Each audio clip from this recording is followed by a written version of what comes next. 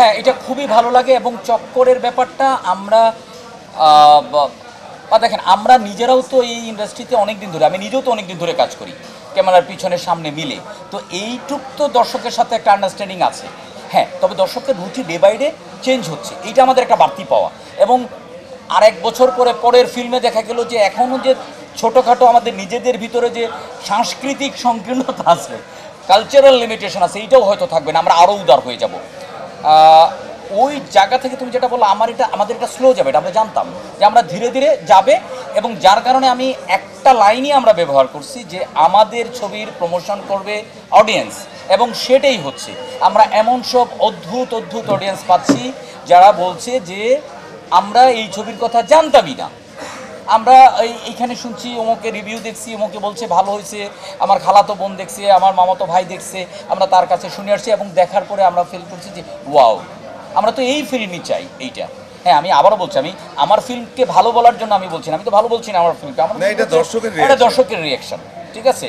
এবং আমি এইটাও চাই, যেহেতু আমাদের একটা জোয়ার আসছে, যেহেতু আমাদের এই ঈদটা একটা সিনেমার ঈদ হয়ে গেছে, সব সিনেমা দেখছে, এবং আমরা চাইবো যে সব সিনেমা দেখেন, পাশাপাশি আমাদের চক্করও দেখেন।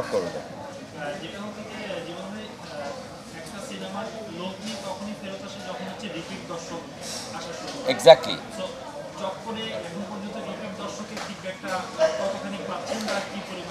রিপিট দর্শক কি পাবো, যে দর্শক চাহিদা সেটাই তো পূরণ হচ্ছে না, দর্শক তো ফিরে যাচ্ছে। কারণ আমাদের তো অনেক দিক থেকে আমাদের লিমিটেশন আছে, আমাদের তো যে পরিমাণ হল দরকার 6টা ছবির জন্য, এই পরিমাণ হল তো আমাদের নেই, তো আমরা কি করব।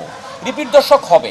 তবে চক্কর যে টাইপের ফিল্ম, যদিও এটা কাইন্ড অফ মার্ডার মিস্ট্রি, আমি সবসময় মার্ডার মিস্ট্রিই বলে যাচ্ছি, কিন্তু আসলে এটার ভিতরে অনেক গল্প, একসাথে একটা আলটিমেট প্যাকেজ। তো তারপরেও এই ছবি আমার মনে হয় যে আছে না, যে কিছু ছবি শুধুমাত্র সিনেমা হলে চলা পর্যন্ত থাকে, কিন্তু আমি ওই সিনেমার মেকান না, বা আমি ওই সিনেমার বিশ্বাসী না যে সিনেমাটা শুধুমাত্র সিনেমা হলে যতদিন থাকবে ততদিন চলবে। আমরা আসলে ওই সিনেমাটাই বানাতে চাই যে সিনেমাটা আমরা না থাকলেও সিনেমাটা যেন বেঁচে থাকে। এবং আমি ওই সিনেমা দেখেই আসলে সিনেমা মেকার হওয়ার জন্য আসছি।